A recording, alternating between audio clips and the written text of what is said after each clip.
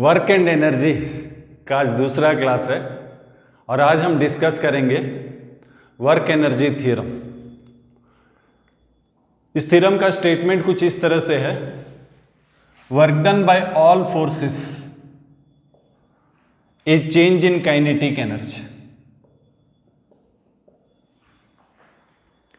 ये है स्टेटमेंट, पहले इसको प्रूव कर लेते हैं। सो work done by all forces, अगर नेट फोर्स है F, सो वर्क डन जो है integration of F D R है। वन डायमेंशन में ले लेते हैं, से अलोंग एक्स एक्सिस।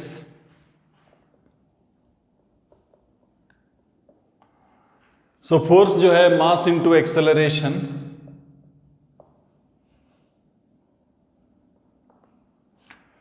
एक्सेलरेशन हमें मालूम है dv बाई डी टी या फिर v dv by D x.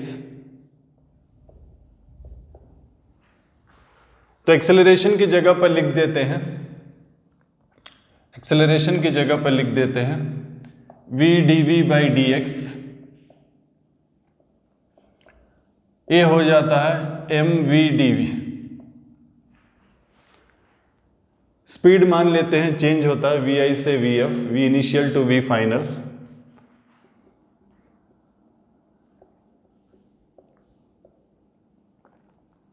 So v का इंटीग्रेशन होता है v स्क्वायर बाई 2।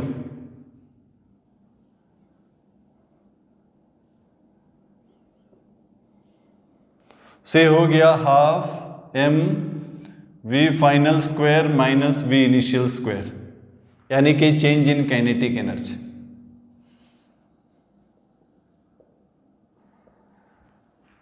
सो है work energy theorem, work done by all forces is change in kinetic energy. So यहां पर आप देखिए, यहां हम फोर्स को ओवर ए डिस्प्लेसमेंट इंटीग्रेट किए। इसका मतलब कभी भी आपको फोर्स एक्ट हो रहा है और ओवर एनी डिस्प्लेसमेंट आपको डिस्कस करना है तो आप इसको यूज कर सकते हैं।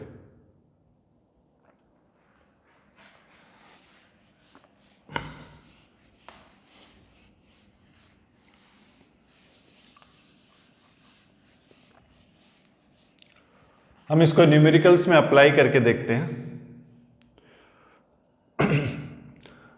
पहला क्वेश्चन है, एक मोटर है, मोटर रेजेज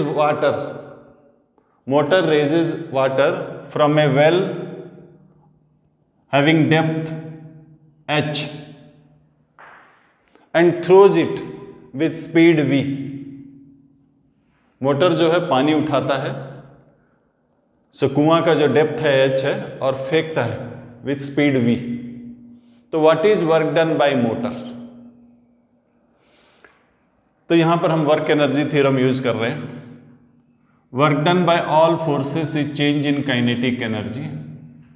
जब पानी को उठाया जा रहा था, दो फोर्स था, एक जो मोटर ने अप्लाई किया और एक ग्रेविटी। तो इन दोनों का वर्क हो जाएगा वर्क डन बाय मोटर और वर्क डन बाय ग्रेविटी। ये हो जाएगा चेंज इन काइनेटिक। इनिशियल को अगर हम 0 ले लेते हैं, कुआं में पानी ऑलमोस्ट रेस्ट रहता है, तो फाइनल काइनेटिक एनर्जी जो है वही चेंज हो जाएगा। वर्क डन बाय मोटर हमें नहीं मालूम, पानी ऊपर उठा रहे हैं, ग्रेविटी नीचे की ओर, सो 180 डिग्री है, यानी कि ग्रेविटी का वर्क जो है नेगेटिव है।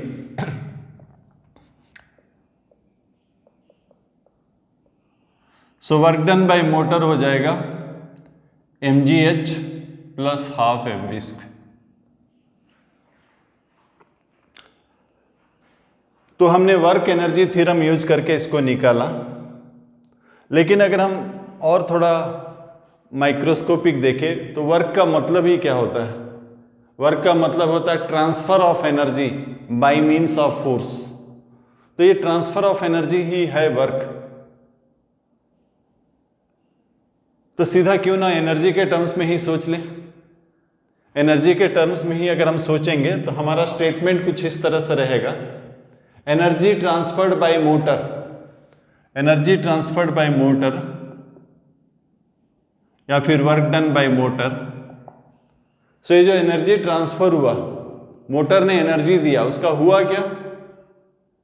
दो चीज हुआ, एक पानी को उठाया गया और दूसरा पानी को फेंका गया। उठाया गया गेन इन पोटेंशियल, फेंका गया gain in kinetic. So mgh plus half mv square. So work energy theorem जो है एक मैथमेटिकल इक्वेशन है, आप डालेंगे तो सही सही आंसर आ जाता है, विथ साइन, प्रॉपर साइन डालेंगे। लेकिन उससे भी बड़ा पर्सपेक्टिव में अगर आप देखना चाहते हैं तो कंजर्वेशन ऑफ एनर्जी में देखिए, क्योंकि आफ्टर ऑल वर्क डन का मतलब ही यही है, energy transference by means of force.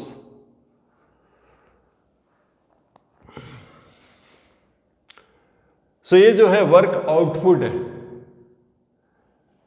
Output मतलब कितना हमने पाया, लेकिन मोटर इलेक्ट्रिसिटी कितना खर्चा हुआ या फिर मोटर कितना वर्क किया वो ज़्यादा होगा, क्योंकि जब भी मोटर चलता है आपने सुना होगा आवाज़ निकलता है और वो मोटर गर्म हो जाता है। तो जो इलेक्ट्रिकल एनर्जी कन्वर्ट हुआ पूरा मैकेनिकल में कन्वर्ट नहीं हुआ, कुछ हीट और कुछ साउंड में भी बदलता है। तो यहाँ पर एक टर्म यूज करते हैं एफिशिएंसी। एफिशिएंसी का मतलब आउटपुट बाय इनपुट होता है।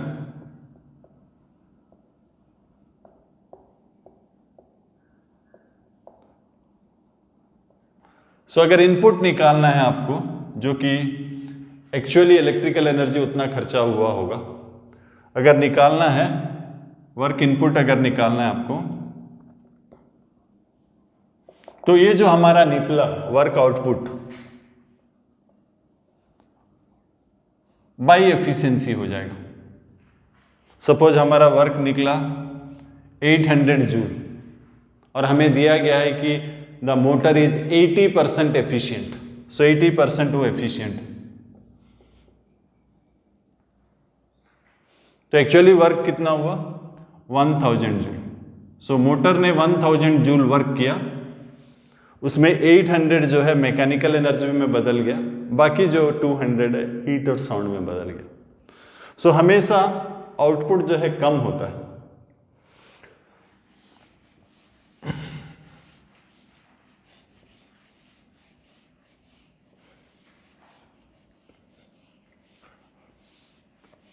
नेक्स्ट क्वेश्चन लेते हैं।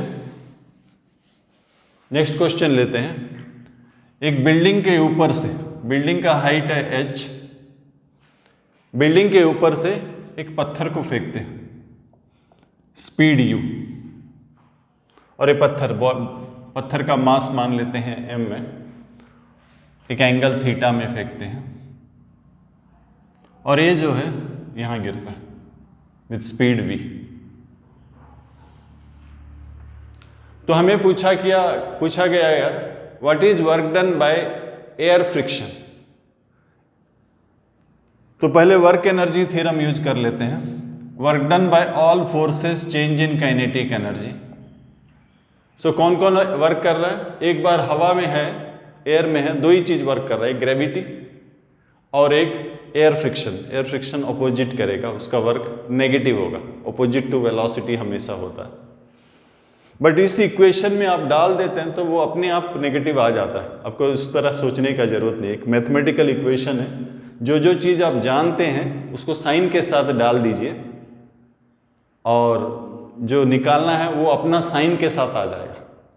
तो यहाँ पर work done by gravity and work done by air equal to change in kinetic energy, that is final kinetic energy minus initial kinetic energy. So gravity का work, gravitational force नीचे की ओर है, vertical displacement चाहिए हमको। Vertical displacement ये है, लेकिन हमें डिस्प्लेसमेंट नहीं चाहिए। क्यों? क्योंकि फोर्स वर्टिकल है। सो फोर्स अगर वर्टिकल है तो डिस्प्लेसमेंट का ये डिस्प्लेसमेंट है, डिस्प्लेसमेंट का वर्टिकल कंपोनेंट चाहिए। फोर्स वर्टिकल है तो वर्क का डेफिनेशन जो है कांस्टेंट फोर्स में force into component of displacement along force. So component of displacement along force जो है h है। So work done by gravity positive work है and work done by air equal to half M V square minus half M U square. So यहां निकल जाएगा आपको work done by air, ये हो जाएगा आपका half M V square minus half M U square minus M G H. So इस equation में आप डाल देंगे, वैल्यूज अगर दिया होगा तो वो अपने आप नेगेटिव आ जाएगा। तो ये जब इक्वेशन जब भी यूज करते हैं आपको साइन का बॉदरेशन का जरूरत नहीं है, आप जो जो जानते हैं उसको प्रॉपर साइन में लीजिए और जो निकालना है वो अपने आप साइन में निकल जाएगा। लेकिन जैसे कि हम बता रहे थे कि बड़ा पर्सपेक्टिव क्या होता है, एनर्जी के रूप में। सो शुरू में हमारे पास क्या एनर्जी था, पोटेंशियल एनर्जी था और काइनेटिक एनर्जी था, ये शुरू का एनर्जी था। और लास्ट में हमारे पास सिर्फ काइनेटिक है। और एक चीज हमें नहीं मालूम है, वर्क डन बाय एयर और अगेंस्ट एयर। तो हमारा जो एनर्जी था वो दो तरह से स्पेंड हुआ, कुछ गेन इन काइनेटिक एनर्जी हुआ, कुछ वर्क डन अगेंस्ट फ्रिक्शन हो जाएगा।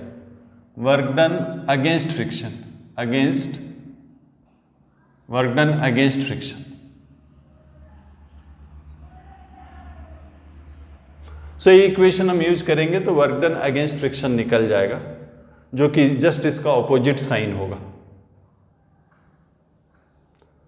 तो ये जो वर्क एनर्जी थ्योरम है, एक मैथमेटिकल इक्वेशन जो है, आप अगर सही सही साइन के साथ डालते हैं तो अपने आप वो साइन के साथ आ जाता है। तो टू बिगिन विद आप इसको ज़्यादा यूज कर सकते हैं, लेकिन जैसे जैसे आपका फिजिक्स में ग्रिप बढ़ते चला जाएगा आपको जरूरत नहीं पड़ता, आप खुद देखने लगते हैं किस फॉर्म का एनर्जी कम हो रहा है, किस फॉर्म का है, एनर्जी कंजर्वेशन आप यूज करने लगते हैं।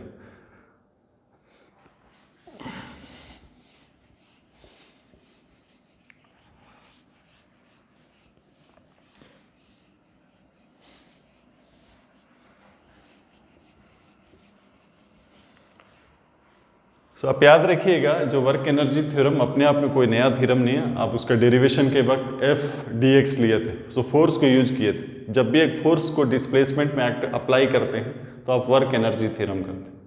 तो इसका मतलब वर्क एनर्जी थ्योरम जो है एक स्केलर फॉर्म है न्यूटन सेकेंड लॉ का। पॉइंट में यूज करते हैं सीधा यूज कीजिए न्यूटन्स लॉ, जब भी एक डिस्प्लेसमेंट में यूज करते हैं तो ये स्केलर फॉर्म जो है न्यूटन्स लॉ का वर्क एनर्जी थ्योरम, उसे यूज कीजिए। एक और क्वेश्चन लेते हैं।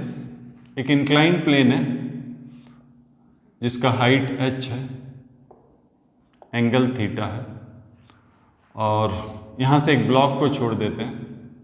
ब्लॉक का इनिशियल स्पीड मास m है, इनिशियल स्पीड 0 है। ब्लॉक यहां से स्लाइड करते हुए आता है और इधर स्लाइड करता है, लेंथ l, यहां आके रुक जाता है। और फ्रिक्शन कोफिशिएंट सभी जगह सेम है, यहां और यहां सभी जगह म्यू है। तो हमें पूछा गया कि म्यू का वैल्यू क्या होगा। यहां थोड़ा सा स्मूथ कर देते हैं, यहां थोड़ा प्रॉपर कर्व कर देते हैं, नहीं तो यहां पर कॉलिजन होगा, कॉलिजन होने से कुछ एनर्जी लॉस हो जाएगा। तो एक प्रॉपर कर्व अगर कर देते हैं तो लॉस जो है मिनिमम होगा। तो यहां पर हम एनर्जी, फर्स्ट हम वर्क एनर्जी थ्योरम यूज करते हैं। Work done by all forces change in kinetic energy. So कौन कौन फोर्सेस है, यहां दो ही फोर्सेस है। नॉर्मल फोर्स वर्क नहीं करेगा 90 डिग्री में, नॉर्मल फोर्स। सो जो फोर्स वर्क कर रहा है वो है ग्रेविटेशनल फोर्स और फ्रिक्शनल फोर्स। सो इंक्लाइंड प्लेन में डाउन द प्लेन फोर्स होता है mg sin थीटा, और स्लांट हाइट सपोज s है। सो इस जगह पर ग्रेविटी का वर्क हो गया mg sin theta into s। लेकिन जब इधर जा रहा होगा तो mg और s जो है परपेंडिकुलर है, सो mg का वर्क 0 है। नॉर्मल फोर्स हमेशा इस केस में हमेशा मोशन के साथ परपेंडिकुलर है, तो इस जगह पर दोनों जगह पर नॉर्मल फोर्स का वर्क 0 हो गया। तो वर्क है सिर्फ ग्रेविटेशनल फोर्स का mg sin theta into s। और किसका वर्क है? वर्क है फ्रिक्शन का। फ्रिक्शन का वर्क, इंक्लाइंड प्लेन में फ्रिक्शनल फोर्स होता है mu M G cos theta, और ये डिस्प्लेसमेंट है एस। और ये फ्रिक्शन का डायरेक्शन क्या होता है? फ्रिक्शन का डायरेक्शन क्या होता है? ऑपोजिट होता है। बॉडी इस तरफ आ रहा है, फ्रिक्शन इस तरफ होता है, यानी कि एंगल 180 डिग्री है। सो कॉस 180 ये जो है माइनस हो जाएगा। और यहां पर भी जब ब्लॉक आगे की ओर जा रहा था, फ्रिक्शन पीछे की ओर है।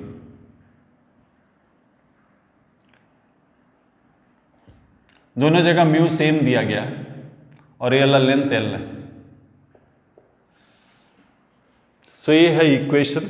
इसको हम थोड़ा सिंप्लीफाई कर सकते हैं क्योंकि एस दिया गया नहीं था, एच दिया गया था। तो हम लिख सकते हैं sine theta equal to H by S, यानी कि एस हो गया एच साइन थीटा। तो हम एस की जगह पे डाल देंगे। यहां तीनों टर्म्स में एम जी है, पहले एम जी निकाल लेते हैं। सो एस की जगह पे डाल देते हैं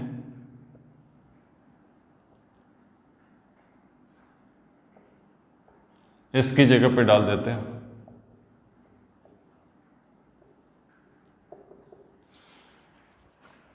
सो म्यू को राइट साइड ले जाते हैं, म्यू को राइट साइड ले लेते हैं। म्यू को राइट साइड लेने से ये हो जाएगा H cos by sine cot theta plus L. So mu जो है बाई हो जाएगा, H by H cot theta plus L. So exactly हमने वर्क एनर्जी थ्योरम फॉलो किया और ये हमारे पास रिजल्ट है। जैसे कि हमने पहले भी डिस्कस किया, एक बड़ा पर्सपेक्टिव हमेशा एनर्जी कंजर्वेशन होता है। सो एनर्जी के रूप में देखते हैं, ऊपर से नीचे आ रहा लॉस इन पोटेंशियल एनर्जी, ऊपर से नीचे आ रहा loss in gravitational potential energy. So यहां से जब आ रहा था तो यहां शायद कुछ स्पीड आया होगा, बाद में ये जो एनर्जी है स्पीड के चलते जो काइनेटिक एनर्जी है वो भी यूज हो जा रहा ओवरकमिंग फ्रिक्शन, यानी कि पूरा का पूरा एनर्जी जो हमारे पास था पोटेंशियल के फॉर्म में शुरू में, वो पूरा यूज हो जा रहा है doing work against friction. So this is equal to work done against friction. So inclined plane में फ्रिक्शनल फोर्स का वर्क हो गया म्यू अगेंस्ट फ्रिक्शन है, mu M G cos theta into S, S जो है स्लांट हाइट, और यहाँ horizontal surface में mu M G into L. So दोनों तरफ एम जी कट जाएगा, एम जी कट जाएगा। सो एस जो है H by sine theta, mu आप कॉमन ले लीजिए। सो यहां म्यू निकल जाएगा, कॉस बाई साइन कॉट होता है।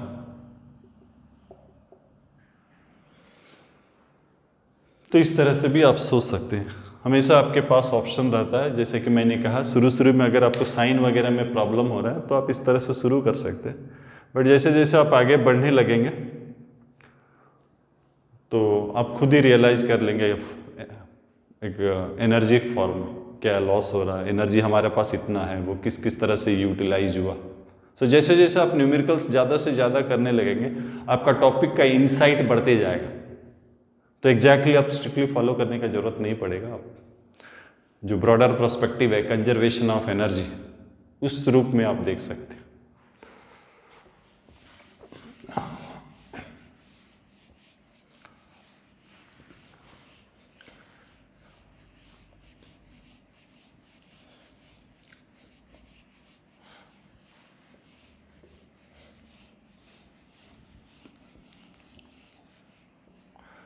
नेक्स्ट जो है एक क्वेश्चन दिया गया है, ये वॉल है, सपोज वॉल है, इसका थिकनेस टी है। ये बुलेट यहां पर एंटर करता है, बुलेट का मास m है, एंटर करता है विथ स्पीड u और यहां से निकलता है with speed v। So fixed wall है, बुलेट एंटर करता है स्पीड u में और निकल जाता है स्पीड v में। क्वेश्चन ये है कि what should be the additional thickness, what should be the minimum additional thickness sir so that bullet is completely absorbed. तो कम से कम थिकनेस कितना ज़्यादा होना चाहिए, थिकनेस कितना ज़्यादा होना चाहिए ताकि बुलेट जो है पूरा इसी के अंदर रह जाए, ना निकले। तो चलिए एनर्जी कंजर्वेशन के रूप में ही देखते हैं। तो बुलेट जब एंटर किया था काइनेटिक एनर्जी इतना था, और जब लीव किया था काइनेटिक एनर्जी इतना है। सो ये है loss in kinetic energy. Height same रखिए, पोटेंशियल डिस्कस नहीं करते हैं, छोटा सा थिकनेस है, हाइट ज़्यादा चेंज नहीं होगा। सो एंटर किया u और लीव किया v, so loss in kinetic energy हो गया। सो एनर्जी अगर लॉस हुआ तो कैसा लॉस हुआ, जब ये पेनिट्रेट कर रहा था अपोजिंग फोर्स एक्ट किया होगा। जब बुलेट अंदर जा रहा था तो ये जो है अपोज करेगा, अपोजिंग फोर्स। सो हम कह सकते हैं loss in kinetic energy is work done against the opposing force. So work done against the opposing force, ये पहला इक्वेशन है। अब मान लेते हैं थिकनेस जो है t प्राइम है, और लिखा है कि अब लिखा गया है कि कंप्लीटली एब्जॉर्ब हो जाता है, मतलब अब लॉस जो है हाफ m u स्क्वायर है, पूरा लॉस फाइनल जीरो है। So equal to work done against the opposing force, work done against this resistive force. इसको अगर हम डिवाइड कर देते हैं, डिवाइड कर देते हैं, आपका हाफ m कट जाता है, u square minus v square by u square equal to t by t prime. कभी कभी क्वेश्चंस में परसेंटेज इंक्रीज पूछता है। परसेंटेज इंक्रीज का मतलब क्या होता है, परसेंटेज इंक्रीज, इसका मतलब क्या होता है, इंक्रीज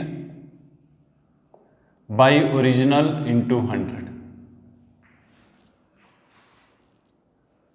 वैल्यू देके कभी कभी पूछता है, कभी कभी परसेंटेज इंक्रीज पूछता है। इस तरह से मोटी तौर पर यही अप्रोच होना चाहिए। इसमें कई क्वेश्चंस भी बनाया जा सकता है।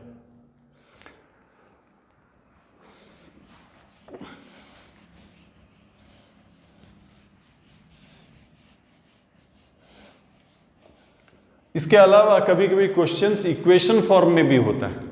सपोज एक ऑब्जेक्ट जा रहा है अलोंग एक्स एक्सिस और उसका एक्स कोऑर्डिनेट जो है इस तरह से वैरी कर रहा है, सपोज इस तरह से वैरी कर रहा है, और हमें पूछा गया what is work done on it in the interval t equal to 1 second to t equal to 4 second. इस इंटरवल के दौरान ऑब्जेक्ट के ऊपर कितना वर्क किया गया, और ऑब्जेक्ट का मास दिया गया, मान लेते हैं 2 kg। सो ऑब्जेक्ट जो है एक्स एक्सिस में जा रहा है, उसका एक्स कोऑर्डिनेट इस तरह से वैरी कर रहा है। Whatever forces are there, forces के बारे में कुछ मेंशन नहीं किया है, खाली दिया गया है कि एक्स कोऑर्डिनेट इस तरह से वैरी कर रहा है, और इस दौरान t इक्वल टू 1 सेकेंड से लेकर 2 इक्वल टू 4 सेकेंड, इस दौरान इस ऑब्जेक्ट के ऊपर वर्क कितना होगा। तो इक्वेशन x है, हमें v चाहिए, वर्क डन जो होता है change in kinetic energy. So v चाहिए, डेरिवेटिव कर लेते हैं, v जो है dx by D T, so 5t4/5 that is t4 हो गया। सो इनिशियल वेलोसिटी आपका हो जाएगा, मतलब हमारे लिए इनिशियल ये है 1, और फाइनल 4 है हमारे लिए। It's 256, 4 square 16, 16 square 256। So work done जो है आपका, वर्क डन जो है change in kinetic energy. So half m2 दिया गया, change in kinetic energy 256 minus 1, सो आपका 255 जूल। सो संक्षेप में वर्क एनर्जी थ्योरम अपने आप में से कोई नया थ्योरम नहीं है, न्यूटन्स सेकेंड लॉ ही है, लेकिन हम इसे कब यूज करें, जब भी फोर्स एक डिस्प्लेसमेंट में डिस्कशन होता है तो ये इसको यूज कीजिए। उन क्वेश्चंस को आप फोर्स के मेथड से भी बना सकते हैं, बट ये इजियर होता है। जैसे जैसे क्वेश्चंस आप करने लगते हैं आपको बड़ा पर्सपेक्टिव नजर आता है, क्योंकि वर्क का जो डेफिनेशन है energy transference by means of force होता है। तो बिकॉज ये एनर्जी खुद ही है तो आप बड़ा पर्सपेक्टिव में देखने लगते हैं कि कंजर्वेशन ऑफ एनर्जी, एनर्जी शुरू का इतना था बाद का इतना था, तो एक इक्वेशन डालने का कोशिश करते हैं क्योंकि एनर्जी जो है कंजर्व होता है। ओके।